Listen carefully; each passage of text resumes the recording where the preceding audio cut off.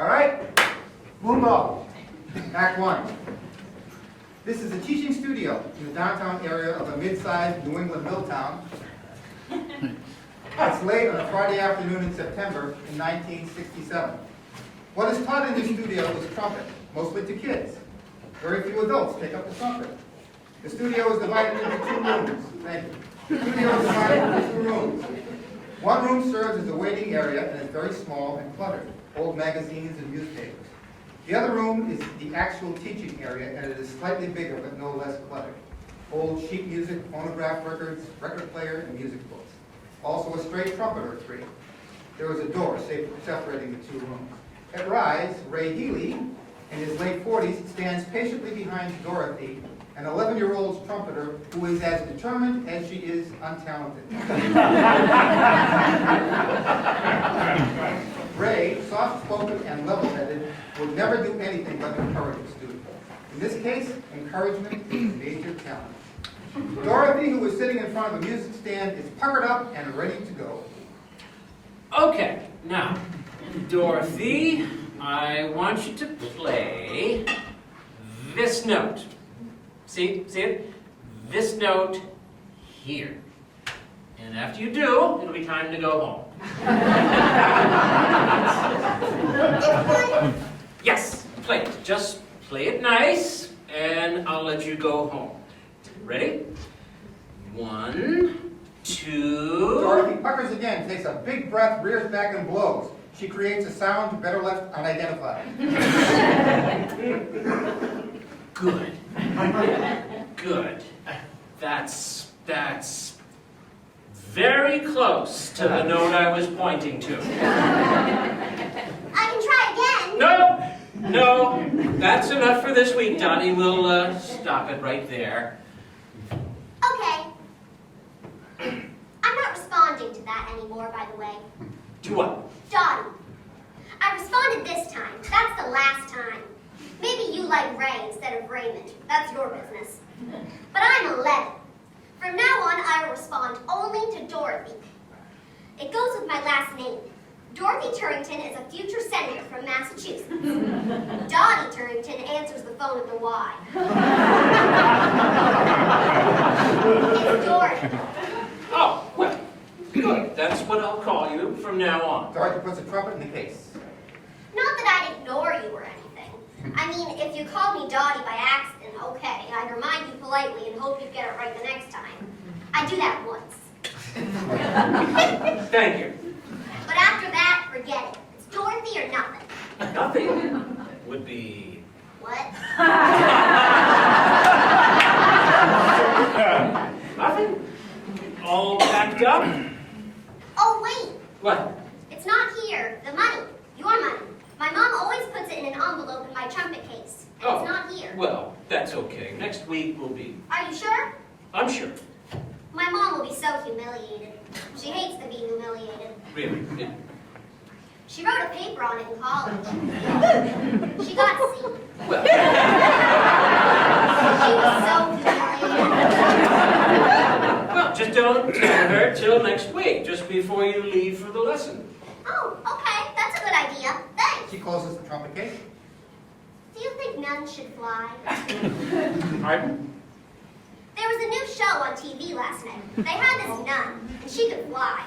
I don't think that's fair. Sorry, missed it. I was listening to the Red Sox on the radio. They're actually doing pretty well this year. I mean, why do they need more stuff they can use against us? Nuns. What do they have now? They have the homework threat. They have the stay after school threat. They have the I'm going to flunk you and keep you back a grade threat. The I'm telling your parents and you're in big trouble threat. They have those little clickers to scare the heck out of you. Now this one on TV gets to fly? How is that fair? I mean, we finally figured out how to know they're coming by those jingly rosary beads. Now they can sneak up on us airborne? Nuns have enough power already. They should be taking things away from nuns. That's what I think. And I mean, if you're going to have a nun on TV, and you want us to take her seriously, you want us to respect her, and I mean, why the flying? What's the respect with that? I don't know. And it was the same girl they have for Gidget on TV before. Now that would have made sense if Gidget could fly. You know, sneak out of the house at night, fly to the vault shop. That I would have thought. Sound of a car horn? Did I hear a car horn? You know, because she's Gidget. I think I did. But this was a nun, a flying nun, on TV. It'll never make it. Ready to out the window? Your mother's here. She's a widow now. The flying nun? Oh, I know. Don't get any ideas. Pardon? She says if she gets married again, it won't be to a question mark. Question mark. Yeah, that's what she says you are. Ray Healy, a big question mark.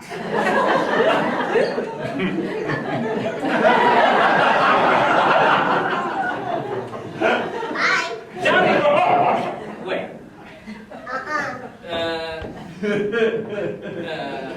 Dorothy. Dorothy. That was your last one, you know. I know, Dorothy. What does she mean, I'm a question mark? Well, first I asked her why you work at the gas company instead of teaching trumpet all the time. And she said you read meters for the gas company to break up the monotony. She was telling you a joke. I don't think so. So then I asked her if you were married. She said no. I asked her if you were ever married. She said she thought so, but she wasn't sure, which didn't make any sense, because she's sure about everything. That's what I've heard. So I think she was sure, except she wasn't going to tell me what she knew. You think she knows something? Yes. Father Hackett said that if he needs any information about anybody in the parish, he goes to my mother. You talked to Father Hackett? Yes, he's taken me under his wing. Really? Really. He says he's my Sven-Gully. Svengali. That's it. He says he wants to be my Catholic guidepost. He said he picks one kid from the school every year, and I got 1967. I was 1933. They had Sven-Gullies back then? Svengalis. I guess they did. You sure you don't have anything to tell me? I got nothing. Shoot, really? Really? What's that look? What look? No look. That was a look. Of a horn sound? You better go. Arlene Hodge enters. She's a few years younger than Ray, but in his ballpark. She carries a briefcase. Boy, you are a question mark. Hi, Dottie. Don't. What? It's Dorothy. I'm 11. It's Dorothy. Okay, Dorothy. Did you see that new show last night with the nun? She flew. I didn't buy it. Me neither. Nuns have all the ammunition they need already. See? And she works with nuns. You look very nice today, Miss Hodge. Why, thank you, Dorothy. Dorothy goes to the door. Just don't get any ideas. Huh? Big question mark.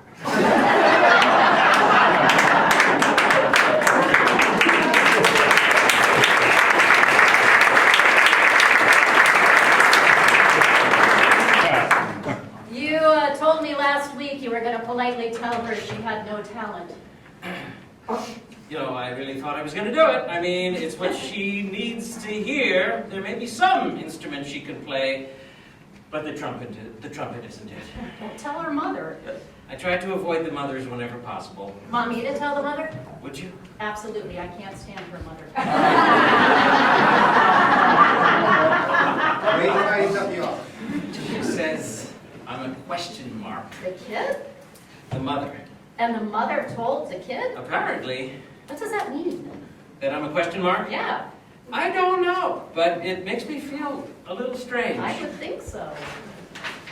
I mean, must mean I'm some kind of, I don't know, puzzle or enigma or something. To people, I mean. I must be mysterious. You? Yeah. All right. Right. Huh? I mean, you have your secrets. I do. We all do. Yes, we do. But nothing you'd send into Reader's Digest. No. You know, my most unforgettable character. That wouldn't be you. No? No, not for me. Okay. Oh, did I hurt your feelings? No, of course not. I mean, I get you. You do. Sure. supposed to get? I don't know. But you get me, Arlene. I do. So I'm not an enigma. Well, not to me. I know you inside and out. Oh, Wait, are you disappointed? a little. See? I knew you would be. You have the invitations? Right here. Great. I want to get through these and set the band schedule through Christmas. Well, it's pretty simple, I think. You wanted the Halloween parade in Woburn, and we'll be doing the high school football game on Thanksgiving. When is the high school going to get its own band? The Catholic high school? When they can afford an arts budget. Oh, never. Never. So, those parades are set? Those parades are set. You just have to decide which Christmas parade you want to take. We got 3 offers this year. Oh, Boston. Did we get a Boston? No, sorry, we got a Chelsea. I want a Boston. I know, Chelsea's close. Why does Chelsea even have a parade? Because they can use all the rejects from Boston. Well, they won't be getting us. What else do we have? We have a Lowell and a Worcester. We always have those. Yes, we do. And we always do Lowell. Yes, we do. So, we're done. Yes, we are. That was easy. I'm always easy. That's what I heard. You know, what would you do if you didn't have me to set you up for your jokes? I'd have to pay somebody else. You don't pay me. That's why I like you. Ray goes to the outer office. Oh, I was wondering why you liked me. Ray's rummaging around looking for something. What? Nothing. Did you say something? Nothing pertinent. What are you doing? Oh, looking for, What? I put it down just before Dottie got here. Dorothy. Here we go. He has located what appears to be an ancient phonograph record, a 78 RPM job in a paper sleeve. What is it? I've been looking for this for ages. I finally gave up. So this afternoon, I'm moving a stack of old Life magazines and boom, there it was. Places the record on the player. It's Moonglow by Artie Shaw. I remember this as a kid. Ma used to put it on the record player and dance with Dad in the kitchen. Incredible record. It's one of the reasons I went into music. I never bothered to buy another version. This is the only one the family ever had. I can't wait to listen to it again. And you were waiting till I got here. No, I was waiting until Dorothy left. But you're here, so you get to listen too. He puts down the arm of the record. The song plays. It's too slow. Ooh, 78, sorry. Song swoops into 78. You can sort of hear the melody, but the scratches are overwhelming. They listen a bit until it becomes just silly. Now I know why Artie Shaw had 7 wives. Ray stops the record. He probably played that on every honeymoon. It's a little scratchy. You need a new copy. I remember this one. Well, you remember the song, and it's entirely possible the song is under there somewhere. What happened to this? We got old, Ray. Things get old. Sometimes they die, sometimes they just get scratchy. She takes an envelope from her purse. Here, this came for you at the school. To me? Of the school? Well, it must have something to do with the band. They connect you to the parish band, they connect the parish band to the parish school. Ray looks at the envelope. Yes. Esquire. It's from a lawyer. So it must be bad. Open it and find out. Ray starts to open it. You think a couple of the parents are finally suing me for teaching their kid the trumpet? You definitely do. I'd sue you, but I don't have a kid. Whose fault is that? Arlene, I said, whose fault is it that you don't have a kid? I blame the nuns. You blame the nuns for everything. I would have preferred it if a few of my nuns had flown far, far away. The envelope is open. Ray begins to read. After a moment, he shoves a few things aside on his cluttered sofa and sits still reading. Whatever he's reading, it's not invigorating news. Arlene busies herself tidying up the office a moment, allows Ray time to read. Eventually, she breaks the silence. What?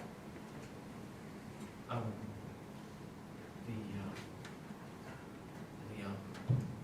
What, Ray? Your ex-wife. Her husband, Frank, died. He's dead. Oh, Cancer, lung cancer. Latrobe, that's where she's living. so she had moved from Pittsburgh. Yeah, when Frank retired a couple of years ago, something about a nice golf course. She didn't tell me about the cancer. Well, she didn't tell you about anything. No, that's true. Guess she didn't remember my address either.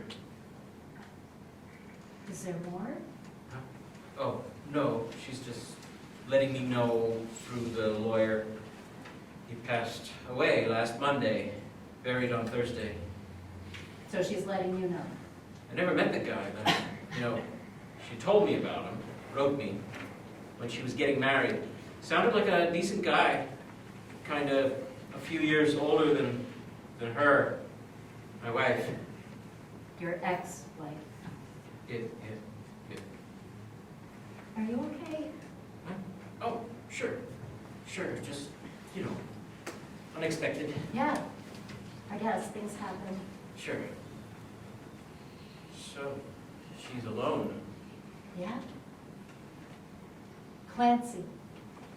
Oh, I told you then? That I called her by her last name? You told me, yeah. Ray goes back to the letter. So you're all right? Oh, I'm fine. Sure, it's been, 22 years since I saw her. It's just, news. Of course. Sure, news. You want to go out and grab a bite or just coffee?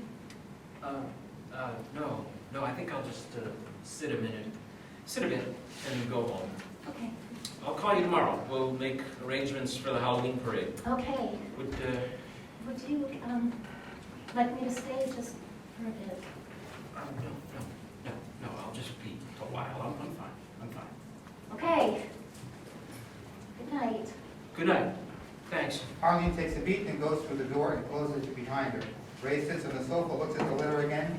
After a moment, he takes the scratchy Moonglow record, puts it back on the turntable, and flips on the machine. He places the arm on the turntable, and the scratchy record begins.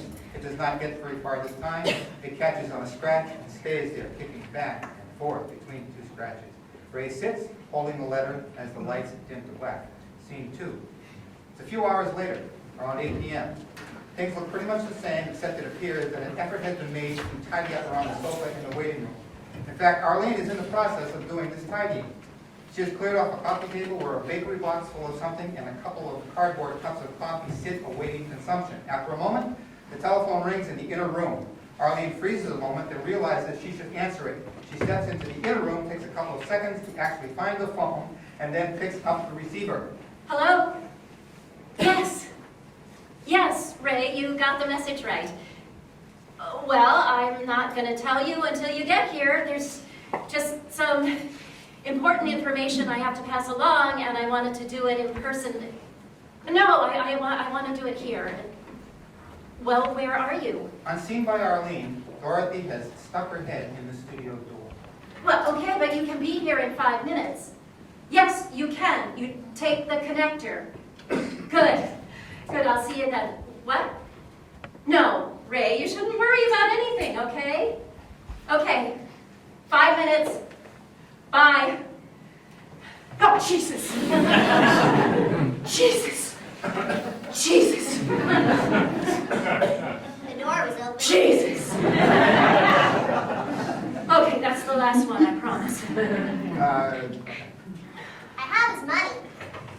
What? Mr. Healy's money. I didn't have it this afternoon. My mom realized she forgot to put it in my trumpet case. And I told her Mr. Healy said I could wait till next week. But we were driving over to my grandma's because she can't find her cat, Fulton J. Sheen. Even though it's probably in her pantry behind her broken radiator where he always is. And we saw the light on up here, and my mom made me bring this $10 bill to give to Mr. Healy. Your grandmother has a cat named Fulton J. Sheen? She named him after some bishop who used to be be on TV until he was driven off the air by I Love Lucy.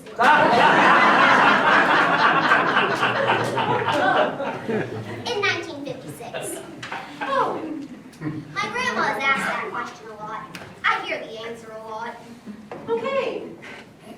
Hello, Dorothy. I'll make sure that Mr. Healy gets the money. Wait. How come? How come what?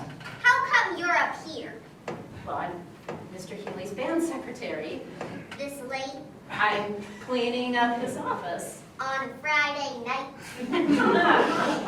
I'm at the school all day, as you very well know, working. Uh-huh. Are you going to give me the money? Maybe. Maybe? Dorothy steps into the room. She indicates the bakery box. What's this? It's a box Uh-huh.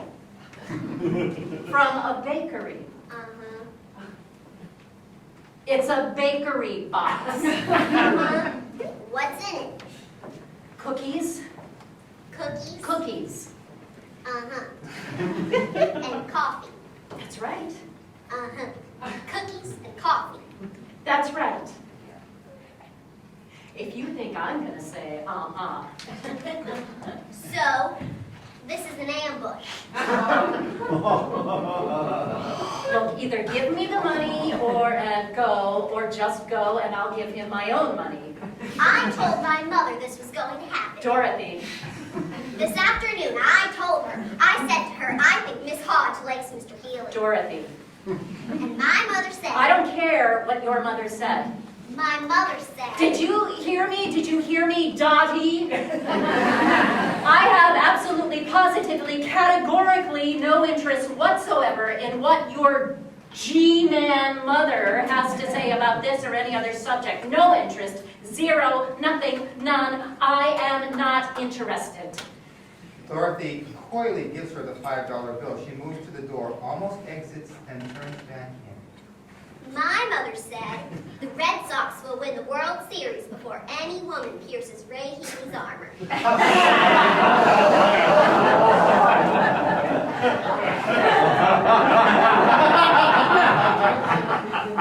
Your mother actually said that, the armor part and everything? Word for word. Well,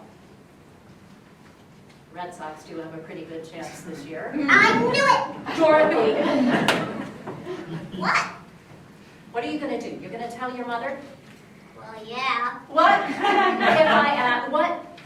if I asked you not to?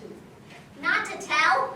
Are you kidding? This is the kind of thing that will get me an hour more TV time every night. What if, Yeah, I'm listening. oh, your mother would be very proud of you. I'm listening. What if? All right, what if I gave you an open-ended hall pass for a week? You can do that? What, you think the principal runs the school? Please, the secretary runs the school. So what do you say? Hall pass, 1 week? 1 month. Get serious. I am serious. 2 weeks. 3 weeks.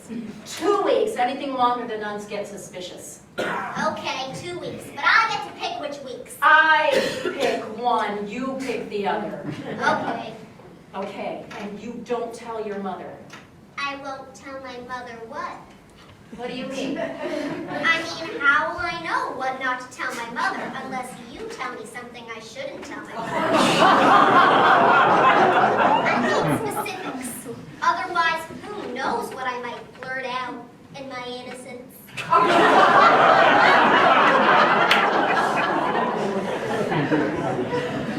You are evil. I'm a kid. I don't know any better. So tell me, what's going on here? I'm trying to. I am trying to determine, to find out, to. Determine, find out what? If Mr. Healy, if Mr. Healy. Mr. Healy, what? Deal's off. What? No details, no deal. She has your money. Bye. No hall pass! this? These are refreshments For me? for us. Oh. Nice.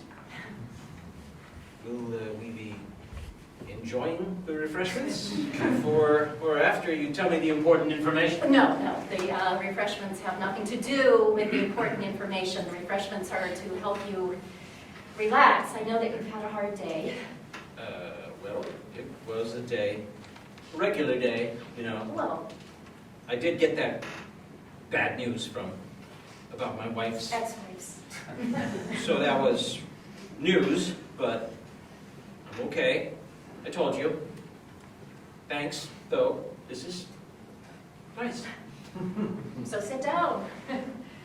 So, sitting down for the important information. Well, I think maybe it won't be the kind of important information you were expecting. I wasn't expecting any important information. Well, that's good, because I'm concerned that the important information I have to give you won't be all that important to you. Oh, okay. So, what? Let's just sit a bit. Sit. Okay. Coffee? In a bit, maybe. It's the way you like it. Something to look forward to. Red Sox on tonight? On? TV. No, wait. Friday, maybe. I don't know. They're having a good season. First time in years. New manager. Yeah? Yeah. That Polish guy was Kazmaz. Yes. Yastrzemski. He's good. He is good. Damn good. Arlene. Yeah. The important information. Arlene? You want to tell me? Have you ever seen The Bride of Frankenstein? The movie? The movie, yes. I've seen a lot of Frankensteins. I'm sure I've seen that one. But do you remember what they were trying to do in that movie? Jeez, I don't know. Bride of, probably trying to marry him off. Sort of. Does that have something to do with the important information? Well, sort of. Okay. So, see, what they were trying to do was they wanted to open him up. The guy, the Boris Karloff guy, wanted to, prompt him to display more of his human qualities. Instead of going around maiming and murdering villagers with the pitchforks. Yeah, good idea. So what they did was they went out and put together someone for him to hang out with. Put them together. Well, this guy, you couldn't go out and just find a girl at the sock hop. He had some special needs.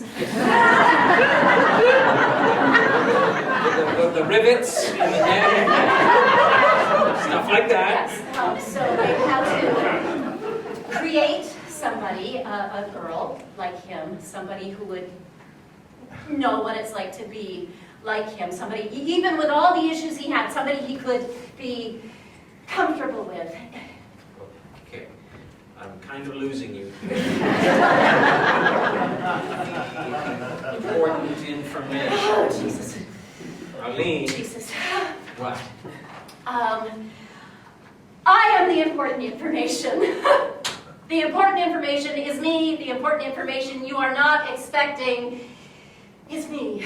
Oh, jeez, you're not sick or anything. Well, for Christ's sake, how could you not know that it was me? That I was that important information that this was about. How could you not figure that out? Am I too subtle? I mean, should I come on a lot stronger? I know that wouldn't work because coming on stronger would just scare the crap out of you. I know that. I know that about you because I know everything there is to know about you. Think I took on this non-paying job as your band secretary because I enjoy sitting in on those rehearsals every Monday night? I mean, don't you notice my ears start bleeding along about the fourth run through of the Lichtensteiner polka?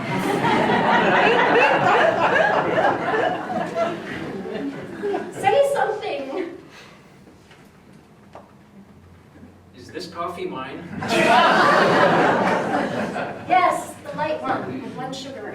Oh, yeah, that's the way I know that's the way you. I know that, Ray. You see what I'm driving at here? Yes, You do? yes. Oh. I almost lost you there with the Frankenstein thing.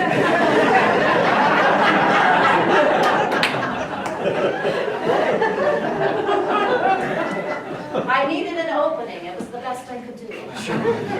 So, I'm sorry I yelled. That's okay. So what are you going to do about it?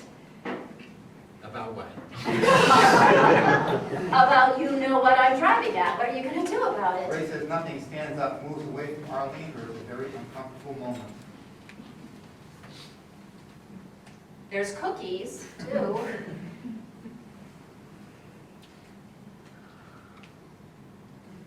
I can't.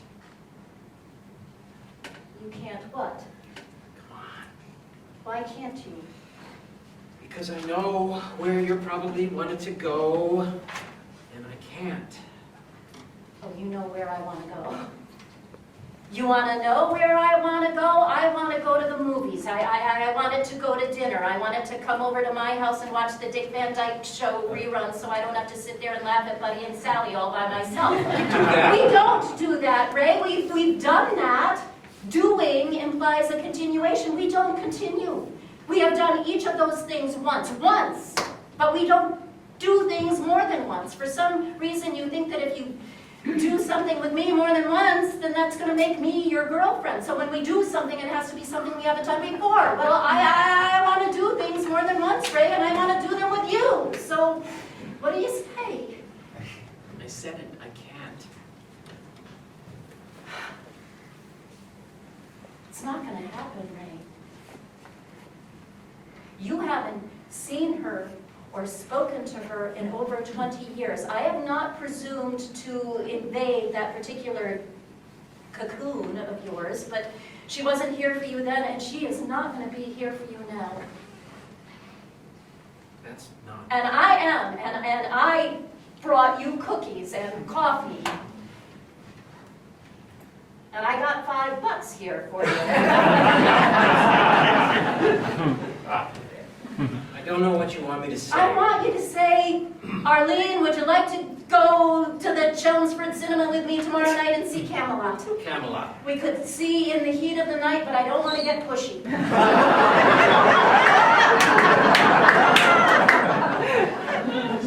Okay. Say we do that. Camelot? Camelot. Okay, say we do. Say we do. Do we go to dinner before the show? We could, it would be nice. We should eat. I hear it's a long movie. We go to dinner. We see the movie. I'm with you so far. The movie's over. Okay. Then what happens? You bring me home. I bring you home. Whatever applies. Whoever drives brings the other guy home. Okay. Okay. Are we getting somewhere here? So, will that be it? Well, what be it? We go to Camelot, we have dinner, go to Camelot, somebody drives somebody home. Will that be it? What it? What do you mean by it? The holidays are coming around, a lot of movies are opening, you'll probably want to go again. I already addressed that issue. Oh, yeah, the more than once thing, right. I'm being serious. So, I want to date you, Ray. Is that so hard to comprehend? I want you and me to be boyfriend and girlfriend, or in our case, man friend and woman friend. I want to go out with you. I'm not asking for your frat pin. I just want to go to the New Year's Eve dance at the church hall and not sit at the widow's table. Widow? They've adopted me.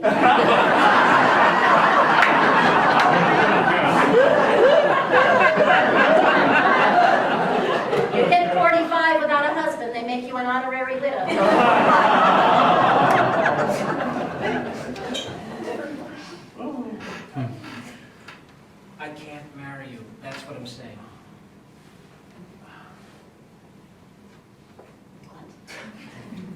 can't marry you.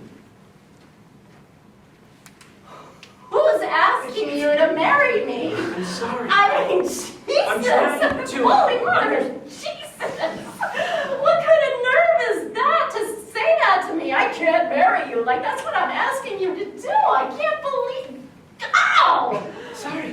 The ego! Sorry. I go out of my way to be nice and bring you coffee and cookies, and I wend the conversation around to maybe where we might talk about going to the movies, and maybe we might have a bite to eat sometime, and you tell me that you're not gonna marry me? Ah!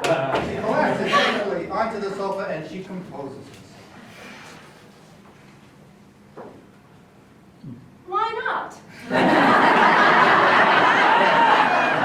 See? I knew that's where you were going. I wasn't going anywhere. I was trying to arrange a trip to the movies and maybe to Howard Johnson's before you brought up the wedding. It's just that women, I get the reference. Move on. women, when they go to the movies, they tend to want things to escalate to another level. Like the mezzanine? Arlene, Maybe the balcony? The second date? I thought you wanted to be serious. I don't think that's possible, given the tenor of your participation in this conversation. Hey, you ambushed me. That's what the kid said. What kid? The bad trumpet player with a bitchy mother.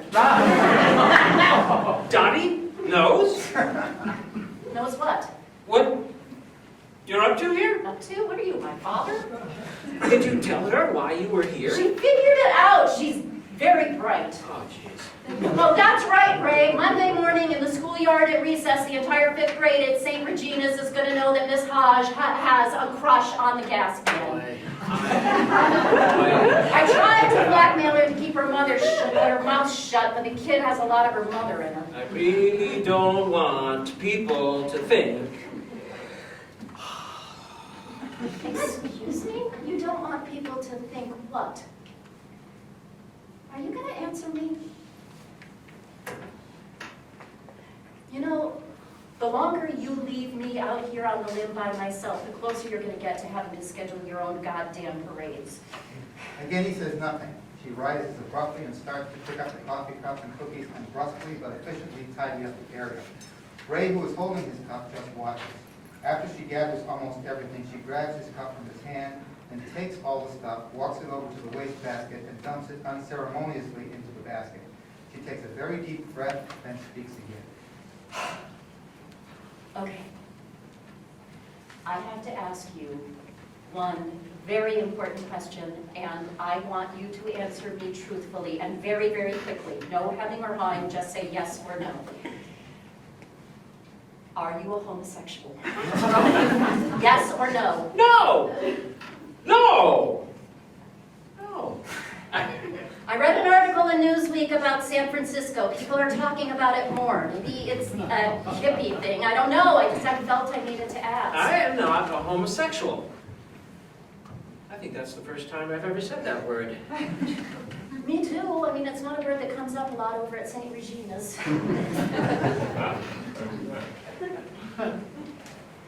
I'm really sorry. So, that's all I'm gonna get. You're sorry. It's the best that I can do. I stepped over a line here, you know. No, Arlene. This is just, just a thing to get over. No, the line, it has been crossed and I can't go back to where I was 10 minutes ago. What happened 10 minutes ago? I asked you to be my boyfriend. Oh, come on. That was just No, it wasn't just anything. It was a lot more than just. I know that. I know you know that, so please treat me like an adult, will you? So, what are you talking about here? I'm talking about, and I really don't want you to think what I'm retaliating. I'm talking about I'm just not going to be able to be your band secretary anymore. Really? Really. Just because of this? This, it has taken a lot out of me, Ray. You take a lot out of me. And you know what? You don't give anything back. I mean, you're a good friend, and You're a nice guy, you're a very nice guy, but you're also very, oh, just never mind. He starts to the door. Tell me, what am I very... You're very selfish, Ray. That's my little gift to you tonight. I'm telling you something about yourself that you just don't know and that you need to know. I'm telling you that you are a very good, very nice, very selfish man. My gift.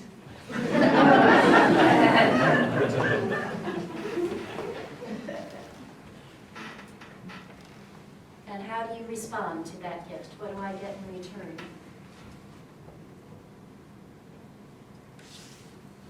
See?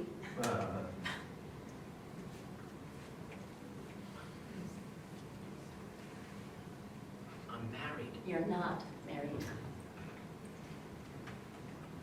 I'm married.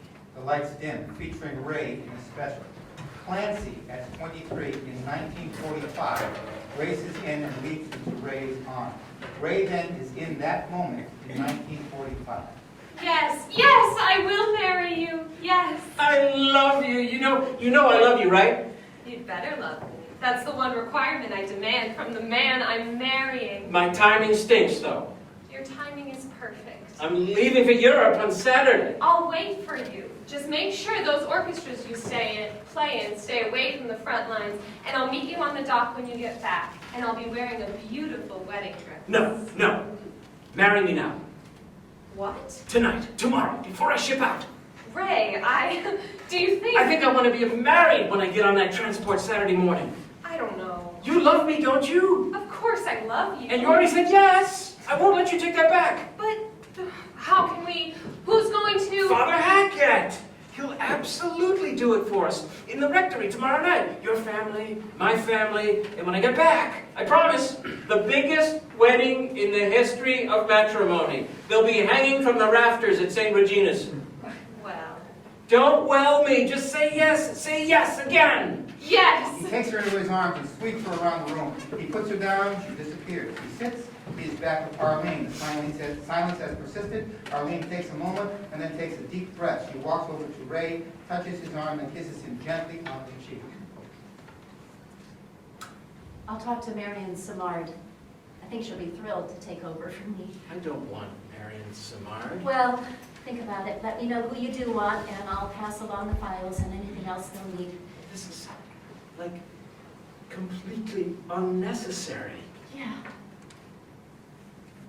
It really She is. steps back to the door, turns back in, smiles, and leaves. Ray freezes, lights dim again, very slowly, again featuring Ray in the special. As the lights dim, we hear voices from the past. First, a little muddled and hollow, then clearer. Clancy! Hey, Clancy! I'm home! Where are you? Clancy! Ray? That's not you. Ray! Get down here where I can see you! I didn't think you'd be here until the The weekend. ship got into New York a day early. I skipped the hotel and took the late train home. Clancy suddenly appears in 1945. She is dressed to go out for the evening. She stands in a pin spot. Again, Ray sees her and is in that moment in 1945. You look so old. 18 months crawling on the ground in Italy does that to you. You're beautiful. You're still wearing your uniform. I left my civvies at Fort Dems 3 years ago. The Army can keep them. I'm going to let you pick out all my new clothes. I'm going to need a couple of new suits for playing weddings, you know. But I figured, you could... He takes a step toward her. She instinctively steps back. You okay? Yeah, sure. I was just going out. Guess I should have called, huh? No, it's just, let me call my friend. She leaves. Ray stands Sure. alone. Sure. He's still in his special light. He walks over to the door of the studio, closes it tightly, and puts a bolt in the door. Clancy reappears in her spotlight. All set. You don't have to go out? No, not now, no. Maybe later. Where were you going? No place special, just a restaurant, someplace to eat. Nowhere. There's a long moment. Ray stares at Clancy and then smiles. Nancy. He steps toward her. This time, she doesn't ignore. He takes her in his arms and holds her tightly for a long moment. He then kisses her. The kiss lingers, then dies. Ray holds her a moment longer, gets no response, then lets her go. He steps away, and the two spots are separate again. Ray turns away and sits on the sofa. You've been gone for such a long time. Should I talk? I've been meaning to tell you I tried to tell you in a letter. I wrote a bunch of them, actually. But I'd read them, and I'd think of you out there in the trenches or wherever it was you were, and I just couldn't send them. I didn't want you reading that over there, alone. So I ended up writing to you about the neighborhood, the church, your mother, your sisters, things I knew you'd want to hear about. What you were facing over there, I didn't want to make it any worse. It was the time, Ray. You've been gone for such a long, long time. So I met Frank at work. You know, you're not going to believe this, but he thought it was all wrong what we were feeling for each other. He fought it at first, he really did. It was me. I was the one who chased him. God, I'm listening to myself and I sound so stupid. Your mother doesn't know, just Peggy. I figured I needed to tell someone, so I told one of your sisters. She won't talk to me now. If you want to yell at me, go ahead, I deserve it. Not talking hurts me too, you know. Frank thought I should stay home with you and talk it out, but I think it might be better if I left you alone. Huh? She steps away, and she stops. I know you don't want a divorce. I know that. But we have to do something. I think if we explained our situation to the priests, to the church, I think we should be able to get an annulment. They say you can get one if you can prove that the marriage never should have happened. I don't mean for it to sound that way, but it's true, Ray. It never should have happened. Not with you going away. You can blame me. I'm blaming the war. Either way. She has nothing more to say. She waits a moment and steps out of the light and is gone. Instantly, in another spot, appears Father Hackett. He's about 50 and wears a Roman collar, standard issue. What are you asking me? I'm asking you. Not for an annulment, surely. Why not? Do you know what an annulment is? Think so? I don't think you do. If you did, you wouldn't be wasting your time asking about it. No, Father Hackett, I know what an annulment is. And you think you qualify? Well, maybe I don't think so, but it makes sense that I ought to at least find out, doesn't it? Does it? You keep asking questions back at me. And that's what I'll do until I get you to understand that the vows you took when you married the girl can't be ignored. But what if she... What if what? What if both people don't live up to the vows? You took your vows separately. You are you. You're the only one you have to worry about. But she changed. I understand that. Did you? I don't know.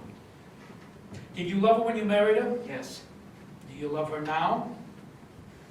Yes. So you haven't changed. I haven't changed. That I love her. But I have to change. Something else, don't I? I'm 26 years old. Am I saying to myself that I'm never going to marry again? That's what you have to say to yourself if you want to live up to your vows, to your faith. Do you want to live up to your faith? Yes. Then you have your answer. You loved her, she loved you.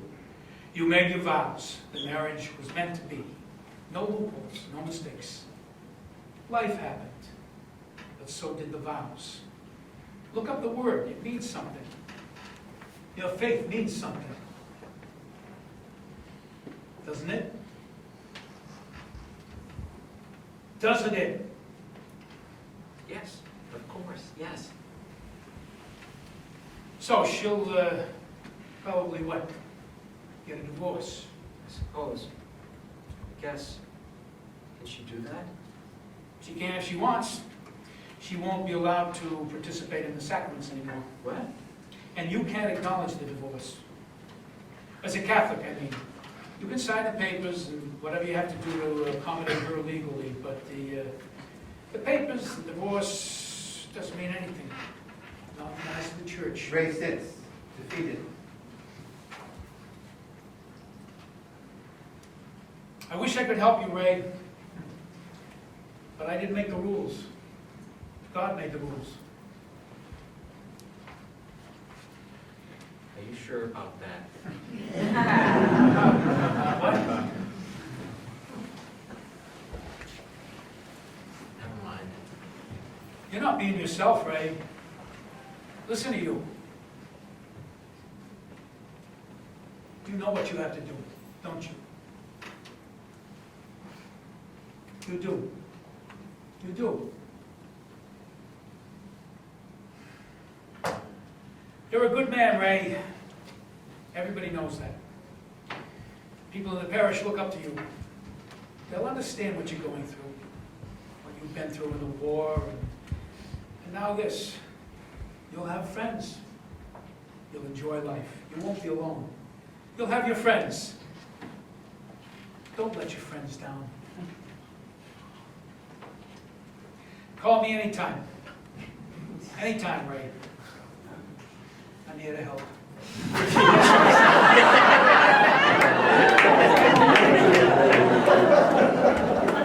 And he disappears. Lights revert slowly to the studio. Ray sits, bent on the sofa.